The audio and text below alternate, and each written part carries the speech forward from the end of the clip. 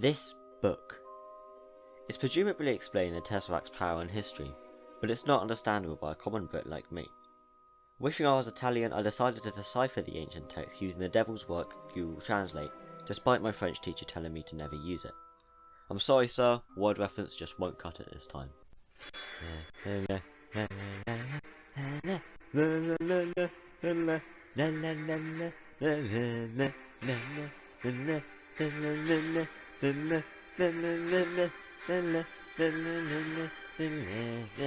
So in episode 1 of Marvel's What If, we get a short glimpse at this book with a picture of the Tesseract that Howard Stark had so that they could understand the power Red Skull has acquired. But because it was a show, they didn't have to read said book because they knew the answer. I guess skim and scanning really paid off for Howard. Anyway, I took the liberty of attempting to translate the text using Google Translate, but because the book was slanted, I couldn't see a lot of it because it was cut off. Sure the angle's right.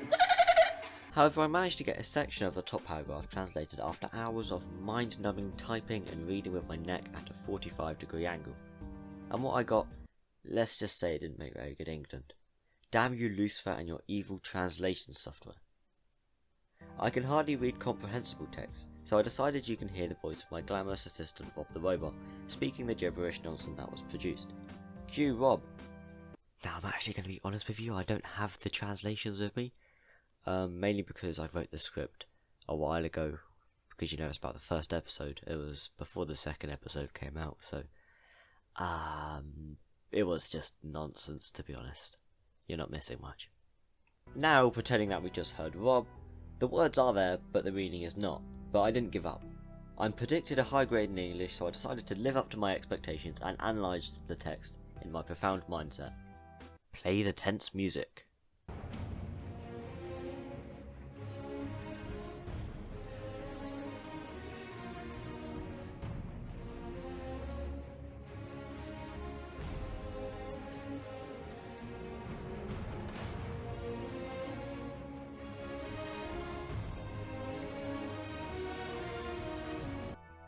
Safe to say I got nothing, except for the Easter egg I already knew at the end of the paragraph saying, "Don't let the angry purple boy touch this," which is obviously a reference to the grape-like being we know to be Thanos.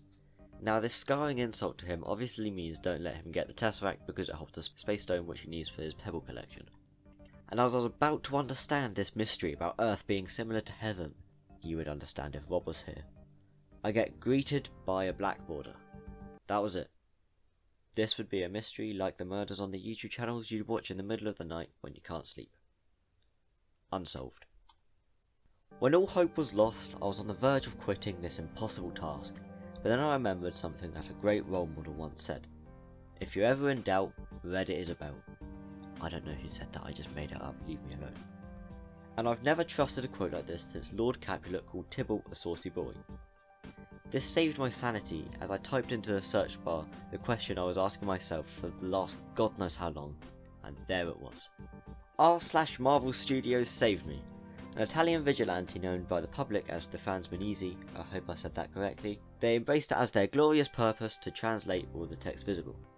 Now like I said, I can barely speak, so this is going to take me ages, but after all this time this is the last step to completing my mission. The title at the top of this page means totally ordinary cube, quality piece of sarcasm from Marvel. The visible text begins part way through the sentence, so this is what our saviour could read.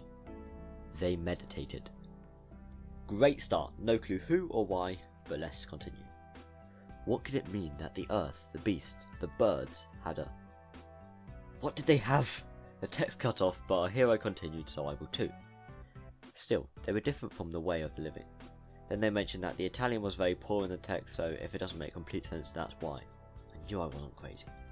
Yet. In that was their nature, the one that the earth was founded. Then it cuts off. Where water gushed out from, and it wasn't necessary digging longer for the water than in the deep valleys.